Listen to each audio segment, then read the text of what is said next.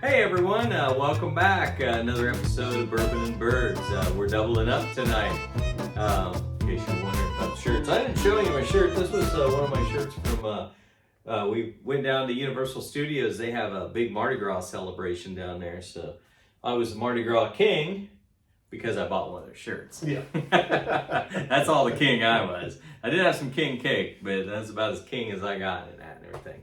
So. For this one, oh, by the way, again, it's Joe. Rich. So, welcome to everybody.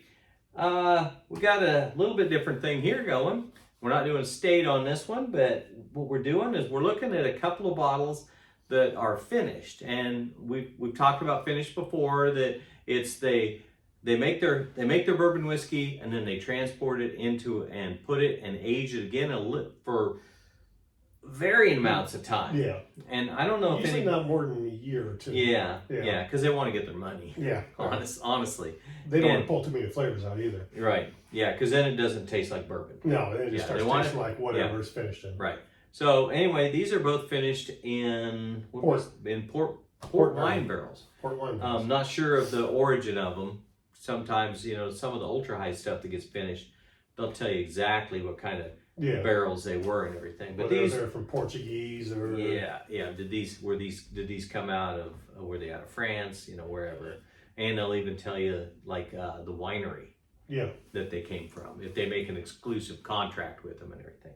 So we've also got some other variables here.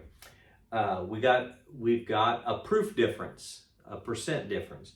Rich, you said that one is, well, identify that one. This is Isaac Bowman out of Virginia. Okay. And this one here that we've got, this is the Angel Envy. Fredericksburg. And this comes out of, it's Kentucky, but I can't. Wow. That is some small writing for an old dude, let me tell you. Anyway. It comes out of Bourbon land. This is actually, they distill their own. Ah. Yeah. Okay. Like, I got my eyes on. I got mine on too, but I'm going to have to get some new eyes. Angel Every Import Privilege. This comes. Oh. See, I would have thought it would Distilled in Kentucky, bottled by Louisville Spirits Group, Louisville, Kentucky. Okay. So we got a Virginia and we got a Louisville, Kentucky. Yeah. 86 proof. Yeah, we said this was 86. Anybody that's ever seen, I know it's older now, but The Walking Dead, I don't know if you can see that. It's got the angel wings on the back of it, kind of like Daryl Remus had on his. I never did watch Walking Dead. Yeah, your wife liked it. Yeah. We would talk about it. But he always had those wings on the back of his jean jacket. So that's what reminded me of that. And this came highly recommended by my doctor. True story, yeah. And we ended up in the Hy-Vee liquor store at the same time, and I had it, and I got it picked out, and I was looking at it, and some guy, I didn't even realize who it was. Just came up, tapped on it, and goes, "That's a really good one." And I said, "Oh, okay, thanks." And sitting there, and all of a sudden, he had walked around the inn and came back along, and I looked over there, and I thought, "Is that Dr. X?" And he kind of looked over and smirked at me, and I'm like, "Oh my gosh, my doctor just recommended a bourbon for me." So he's going to be my doctor the rest of my life, I'll tell you that. Yeah. We've been through a lot together. I'm on my second bottle. Are you? Yeah. Yeah. It's tall bottle, so it got pushed back behind others. So a lot of times it's hard to get love that way. Mm-hmm. It's like a shy kid in school doesn't get picked, for stuff. And that's when you got that, I got that. I got a big Elijah Craig back there too. And I like Elijah Craig, but I never think to reach back in there and grab that thing out. So which one do you want to start with, Rich? Let's start with the Angel. It's Okay. open. Yep, it's open, and it's the lower proof of the two. Actually, we should try this one first. It's going to be a neck pour. Yeah, it is a neck pour. It might be a little bit harsher. Okay, yep. So we'll go into see if there's a big... That's got a nice sound to it. That's got a nice cork. And is it a real cork? Yeah, it's a real cork. Oh yeah, there you go. Just the size of it. Yeah, that's got a wide mouth bottles are always kind of nice. Next episode we have, I've mentioned it on there that I I like to open bottles, and I've got some others that I can put them in and let more air get to them and everything. We'll go over that and the process of that and everything, and a couple of items that I bought that work really good for that. So, rich pours, healthy pours too.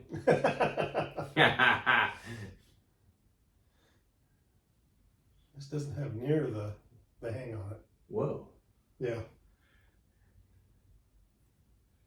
I hear a lot of good things about it. Yeah, I'm throwing it clear up on the top.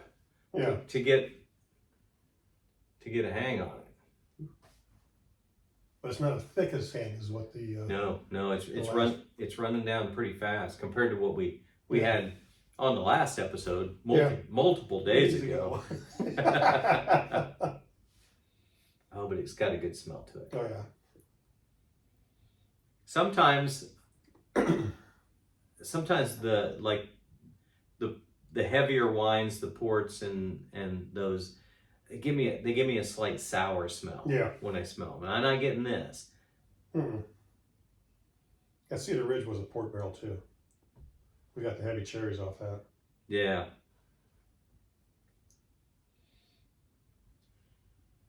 We didn't do a video on that one, did we? I don't think so. Rich and I drank a lot of different, and we did this. Basically, we did what we're doing right now. A couple people have commented that they like the videos because they feel like they're just sitting down with us, drinking with us. Well, this is what we do. This is the exact same thing. We would do small pours, and we would discuss it, and dive into it and everything, and. The only biggest difference is we usually have a YouTube video going on. Yeah, we would. Yeah, and half the time, we'd sit and watch that for a little bit. And yeah. But we were doing basically what we're doing right now, except we weren't recording it. So somebody said, "Well, if you guys are going to be stupid like that, we might as well record you." And we do stupid good. Yeah, we do stupid pretty good. What was the proof on this one again? 92. 92. All right, I'm gonna go in. Oh, on the swallow there, I really got the wine smell on that.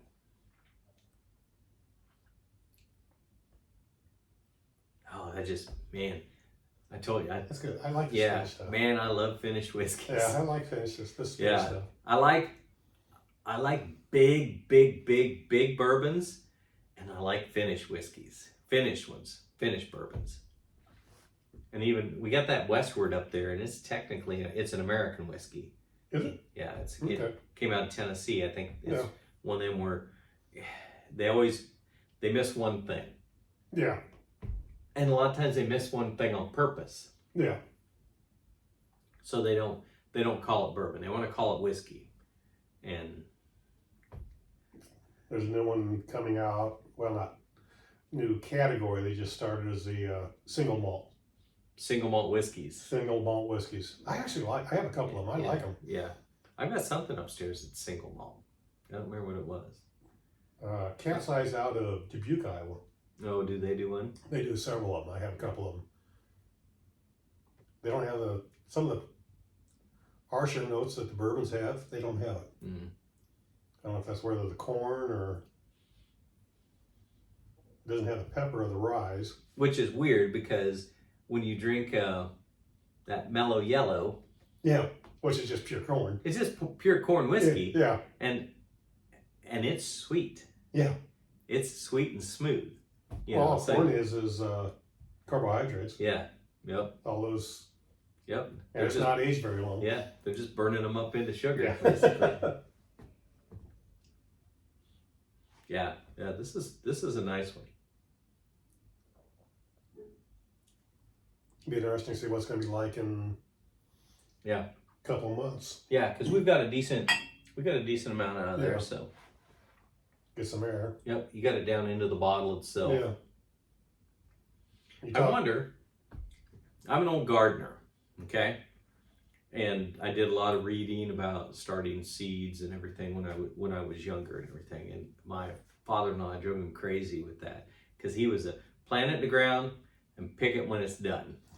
Weed it when you have to. Yeah. Yeah. And I enjoyed the science aspect of it, and my dad even said, I should have went to school for it because I have an engineering mind. I like to analyze and figure out why and then replicate. And that's engineering is what that is. Chemical engineering is what that is. And so I would get into all the bizarre stuff of gardening. I got into reading all sorts of organic gardening books and everything. Yeah. And everything like that. And I don't know if you remember the year that I grew green beans under a row cover and started them real early in the year. And we had green beans, over 3 weeks before anybody else did. And Pete got in a fight with a guy up there one time because he accused him of driving down into southern Missouri to get those green beans because it was impossible to have green beans up here at this time of year. And Pete's like, you just don't know how to grow them. He knows how to grow them, and he's like bringing me into this. And I'm like, I can tell you what I did. It's not hidden or anything, but I did insulated row covers and grew them down into the ground a little bit, so the heat of the earth and everything helped them. Yeah. And then once that weather kicked on, my green beans were way higher than anybody else's, so of course I got green beans quicker. Well, you also had the fences around your thing. You had a microclimate there where you had the southern sun. Yep, and coming in, warming everything up. So yeah, I did that with. You were 5 to 10 degrees warmer. Oh, easily, all the time. Than everybody. Yeah, just because I cut the wind down. Yeah. Because my house was right there close to it and everything too. I did that with muskmelons one year too. Mm-hmm. Grew them, cut the ends off after they got out so far. I'd find the melons that I wanted, and I had coffee cans that I'd prop them up on to keep them off the dirt and everything. And I went out every day in the early morning looking for slugs and everything to make sure. And man, I tell you what, I grew some great. The Ambrosia was a brand that I liked. Okay. And oh man, I grew some humongous Ambrosia melons. They're not supposed to get that big. And then Pete and Marianne, they wanted to sell them at the farmer's market. And I'm like, that small plot, I only had like 12. And I'm like, I'm going to eat every one of those. So they ended up, I think they took half of them because they all came ripe at the same time. Yeah. So, and Or those tomato plants you had on your deck. Oh, had them in my garage at one time. Yeah. Oh, you're talking about the ones that grew up onto the deck. On front of the deck. Yeah. They're like 6 foot tall. Oh my gosh. Yeah. Yeah. I was into that. And I didn't even like tomatoes. I think it was always like I could always out hunt Pete when we'd go out mushroom hunting. And he'd get furious because I said, the only reason I can find them, Pete, is I said, because mushrooms are smart and they can tell if you're coming up on them, if you're a person that's going to eat them. And they didn't have any fear of me because they knew that guy ain't going to eat them. Oh, I love them. Yeah, I've had them a few different ways and I can eat them, but man, I don't really like them. We're talking about morels. Morel mushrooms here. Yeah. Shoot, you get some places and they don't even pick them. I think you get up in Canada, they have a season up there and they don't even pick them. Wow. Yeah, they just. What's the high end down here? 50? Oh yeah. On a dry season, you can get $70 or $80 out of a pound of morel mushrooms. Figure that out. Just go out in the ward. Yeah. Walking in the woods. Yeah. As a rule, I don't like picking them because I know those toads need somewhere to go to the bathroom on. That's the ants in the inside. Yeah. And the ants need somewhere. Yeah. The ants will be inside them. They'll be inside them. Yeah. If you pick them out of the ground, they'll be ants. That was always, I liked it because Marianne hated those ants when they'd get it. So when I'd find big ones, I'd always pinch them down into the dirt, into the mud, and then pick them up because that might trap 40 or 50 ants inside them. She'd cut them and they're all over. Of course, usually do it in salt water. Yeah. And they'd all die pretty quick. But I liked it. You go out there looking and looking and looking. You can't find them for an hour and a half, and all of a sudden you see one and they're just everywhere. Yeah, your eyes opened up. We always used to, when somebody'd find one, leave it on the ground so everybody else could come and get their eyes fixed on that color. Yeah. And it did. It helped everybody. It was crazy. Once you saw one, you just saw a million of them. Yep. You don't know how many we walked by. Yeah, yeah. We never really walked out the same way we came in. No. Because it was too much darn walking. And one time we're coming back and just along her driveway, we found a whole bag full of Yeah. gravel road, and there was a little fence and it just woods. Yeah, it was just knocked down timber Yeah. and bushes. A lot of gooseberry bushes back in that. Oh, was it? Yeah. Mm. Yeah. Yeah, Pete would go over in there and pick those wild gooseberries and sell them at the farmer's market too. He'd pick them things barehanded. I mean, if you know anything about gooseberries, you know, the domesticated ones, they got like 1/8-inch thorns. Wild gooseberries have like 3/4-inch thorns. Yeah. And they bite you, but he was an old metal worker, lathe runner and everything. His hands were literally like iron. The skin, I don't know how he could pick a small screw up, how he could ever feel it. Probably couldn't. He just poked the end of it into his finger probably, and then I got it. He had so much iron in his fingers. Oh my gosh. Yeah. Yeah. He's, for a guy that, what was he, maybe 5'1" or 5'2". Yeah. He was a strong dude. Oh man. His whole life he went, I know we're going off the rails Way on these, off aren't the we? tangents on But this. Pete would go out and he would cut wood down and pick up the biggest pieces of trunk and everything and carry them over and throw them in a wheelbarrow. And he pushed that wheelbarrow up out of a ditch. And I'm like, why wouldn't you just roll that thing in the dirt up the ditch? But he wouldn't, and he'd get them picked up into his truck and take them back home. They cut wood for, I don't know how many years. Way too long. Yeah. Yeah. Oh my word. I went out with him one time and I was wore out in literally like 20 minutes. Because he was picking up pieces of wood that were 80 to 120 pounds. Oh, jeez. And I'm like, how long do we have to do this? You only need 3 of them, right? It was nuts.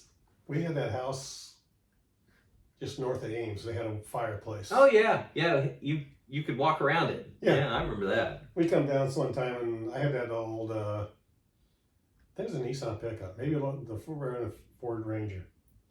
We filled it full of wood. And You drove it back up there? Drove it back up there. Yeah. I'm every 10 feet the front, it would go. I could feel the front end coming up. My brother had a little pickup like that. We'd load wood and that. We got too much weight in the back of it. It was really, really light on the front end. Sometimes Jeff would gun it when we'd be in that thing, just so it would raise up a little higher, because then that would bring it back down, and then when it would hit, that's where he would correct when we're driving on the road. Like, hey, we're gonna die. But, well, that's what I was sort of thinking on the way home. so what do you think of that one? Let's talk about bourbon for at least another minute.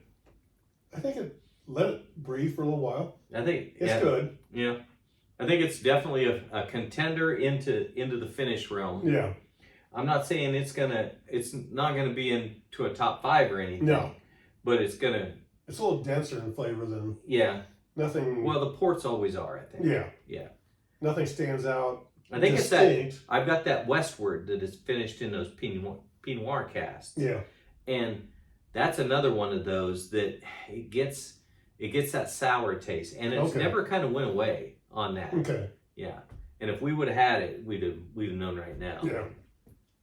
So, yeah. Try the Angel. Yeah. So I guess we go back to this one, and okay, would I buy it? I think I would. Would I now? Would I buy a second one? Probably not. Yeah, that's your other thing. Would you buy a second by the time you get that done? Probably not. Yeah. No. And then in my would I buy it? Would I buy it if there was another one I wanted that was a finished one? Probably not. Probably not. Because it's gonna be close enough, I think, to this Angel's Envy. And I haven't got that drink all the way down yet either. So.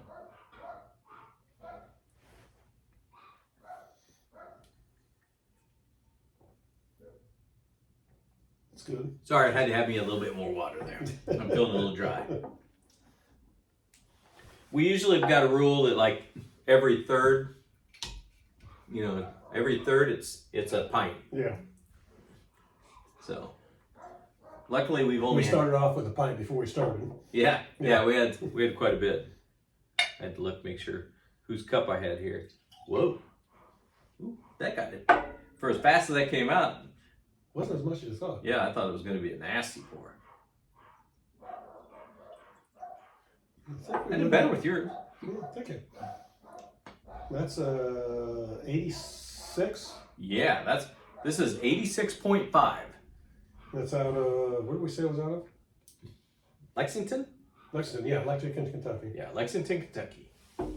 Bowman does Sponsored by Daryl Dixon.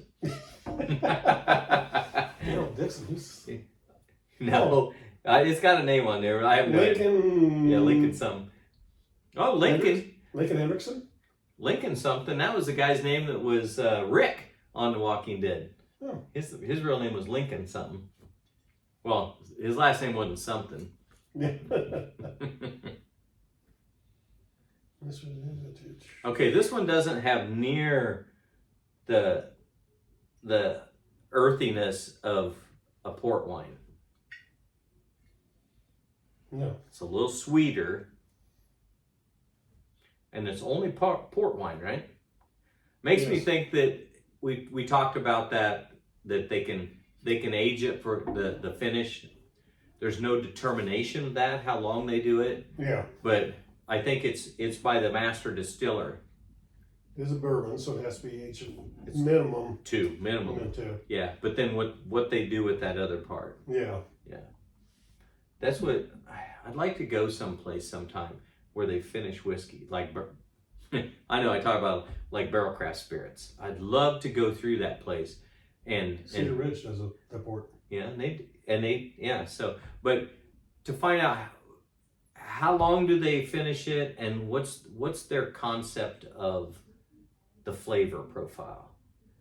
When's enough? That's true. And when's too much? Do we want to do a tour? Yeah, I wonder if they'd let us film through it. I imagine they would. Yeah, I mean, we'd tell them, hey, we got this YouTube channel, and it's got tens of views. Anybody get that reference? You get the reference? Tens of views. No. It's a Allstate commercial. What's the guy's name? Not Chaos. Oh, the guy who runs around. Yeah, gets hurt. Everything? Yeah. Yeah, okay. Mayhem. No, Mayhem. Mayhem? His name's Okay. Mayhem. And that's what he's like. One time in one of the commercials, he's like dancing on the side of the road, and some guy ends up watching him, and he wrecks his car in the back of it. But while he's doing it, he goes, "Watch this." He goes, I'm an Instagram star. He goes, I'm gonna get tens of views out of this. So that's just hilarious. This is more open than the other one. On the smell part of it. Oh, that is smooth. Does it hang? I didn't even check the hang. Oh yeah, it does. Yeah, it doesn't good. Gosh, yeah. I'm looking at it. I'm looking on the back of the glass. I can see it through there. It has a better hang than the Bourbon. Yeah. Yeah. So we talked earlier about there's different variables that are going on here, and this might be one of them. Is you look at the side of that, how much is out of this? It's had plenty of time to catch a lot of air and everything. And that's one thing. That's another thing I'd like to talk to one of those guys about. You know, it's one of them I could talk.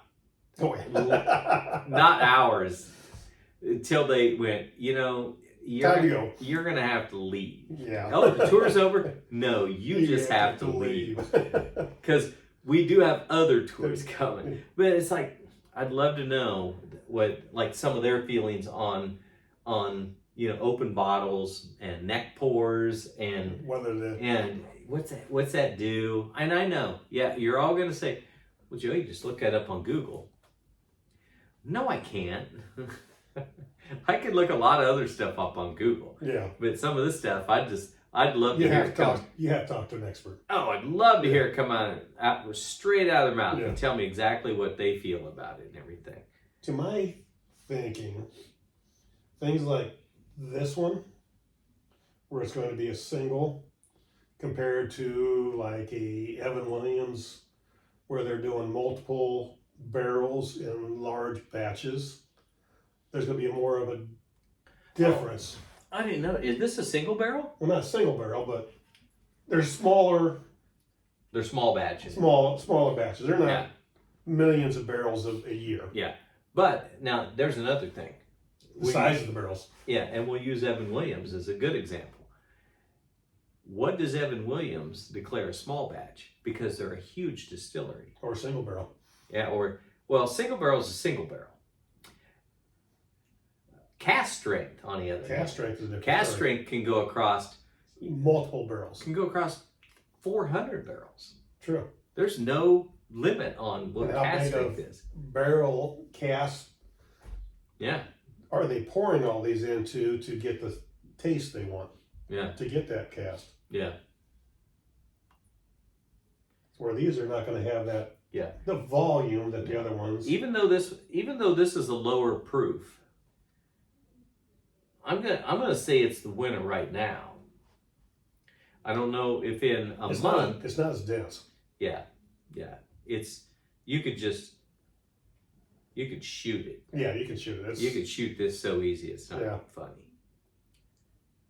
Not gunning. No. I won't say it's smoother. It's just not as dense. We try to act, not our age, but we try to act a heck of a lot older than what we would have acted maybe 3 years ago. Yeah. Yeah. What's that? Act your age, not your IQ. I was thinking a better way to put that. Yeah. Wow, no, IQs are like in the 120s and everything now. Yeah. Then we'd be like old like Yoda.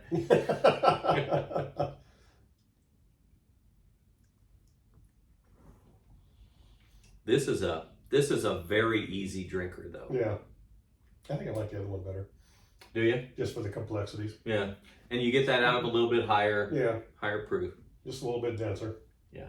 I'm thinking this would be one that, like when I do the videos that Nancy sips along, this would be one that she would like. Yeah. A lot better. Yeah. And I didn't realize it was that low of proof when we first started doing a few videos and everything. So this might be one good sitting out there on the deck. oh, this would be a good summer whiskey. Yeah. So good summer bourbon. 95 degrees outside. Yeah. Coming from two stupid guys that drink stouts, heavy milk stouts when it's like 95 degrees out. But hey. Yeah. You do what you want. And I think because of stouts, that's what we were drawn to bourbon for. Oh yeah. The denser flavors. Yep. We're not used to where a lot of people will do rum and cokes or the drinks with the pops or colas in them. I call them foo-foo drinks. Yeah. We're more of that's an 8. It's complex. More dense. Yeah, something that makes me slow down a little bit. Yeah. That's what I always said. It's not a 90 Light. It's not a Mick Ultra. Yep. Yeah, but this can make you drink just a porter or a good porter or a stout. You'll end up, you won't drink as many calories as you do the others, because it slows you down. Yeah. You take a drink and it's like you're just soaking in those flavors and everything. Man, do you want a beer right now? Yeah, I'm getting there. Yeah. But yeah, we might have to make a beer video on a deck. There you go. Yeah. We got plans for this summer, folks. We're gonna do some grill time. We're gonna get out the smoker and make some pork butts and tear them up out on the deck and do some ribs. And we've always talked about we want to do brisket. Yeah. But briskets are so damn expensive. Sorry. Yeah. I think that's the first time I had to hit the swear jar. Uh-oh. It's been a while for me. Yeah. But brisket's so expensive, and it's hit and miss. We both watched a lot of videos on brisket. I think we could pull it off. I think we're overthinking. We're overthinking. I think we're overthinking. I think we just get it in. Throw it in and go. Yeah. And I bought a big roll of that nice pink butcher paper. Okay. Instead of using aluminum foil and everything. Mm-hmm. So I think that'll maintain the char on the outside for us. I think we'll get better burn ends off of the ribs and We did one in the oven here and 3 months ago, and it was not bad. Yeah. It wasn't as good as in the... Doggone it. You just can't beat being outside. Yeah, you just need to be outside in a smoker for 12 hours or 14 hours. When I use smoked meats, I smoke everything at least 17 hours. So some chickens in there. You could layer them. I did that with chickens. I put the chickens down below, so everything dripped on them. Okay, yeah. You don't want that uncooked chicken fat dripping on your other stuff. But we wouldn't have to do that now. We just wrap everything in paper. Yeah, true. And leave it in there. Yeah. And then it'll retain, but the heat will get through it better than it does with aluminum foil. Get the smoke in there. Yep. Sounds like a plan. All right. Yep. So we kind of had a split decision on this one. I kind of lean more towards the Angel Envy because of the smoothness and easy drinking. And I went with the Bowman. It was a little more dense. And the Angel Envy is good. It's just right now, today, it's just a little light for me. Yeah. Yeah. And a lot of that's because we drink big bourbons anymore. Yeah. And we expect big bourbon tastes. So. Yeah. But then again, I said, I'm on my second bottle of Angel Envy. Yeah. So I do like it and I will drink it. Yeah. But just between the two of them, I like the Bourbon better. Yep. Bingo, bingo. So we're going to end it there. So enjoy your bourbon, but don't let it rule you. And be kind.